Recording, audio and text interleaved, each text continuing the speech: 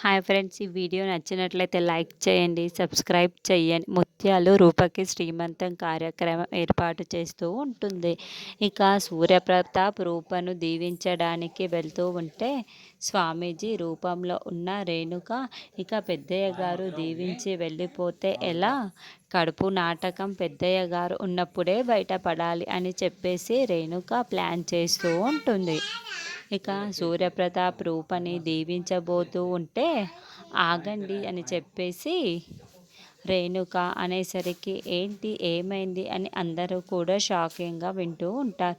ఇదిగోండి, ఈ తేళ్ళన్నీ మీ కోడలు కడుపుకి రాయండి, మీకు పుట్టబోయే బిడ్డ జన్మేంద్రియాలు అన్నీ కూడా బాగా పనిచేస్తాయి, బిడ్డ చాలా పుష్టిగా పుడుతుంది అని చెప్పేసి రేణుక చెప్పేసరికి ముత్యాలు అలాగే స్వామీజీ ఇవ్వండి ఆ తైలాన్ని అని చెప్పేసి ముత్యాలు ఆ తైలాన్ని తీసుకుంటుంది.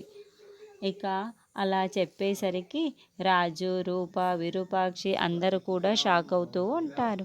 ముత్యాలు ఆ తైలాన్ని తీసుకొని ఇక రూప కడుపుకి రాయడానికి రెడీ అవుతూ ఉంటుంది. అది చూసిన ముత్యాలు, రూప, రాజు కంగారు పడిపోతూ ఉంటారు. మరి రూప ప్రెగ్నెన్సీ నాటకం బయటపడుతుందా లేదా అన్నది మనం నెక్స్ట్ ఎపిసోడ్లో చూద్దాము.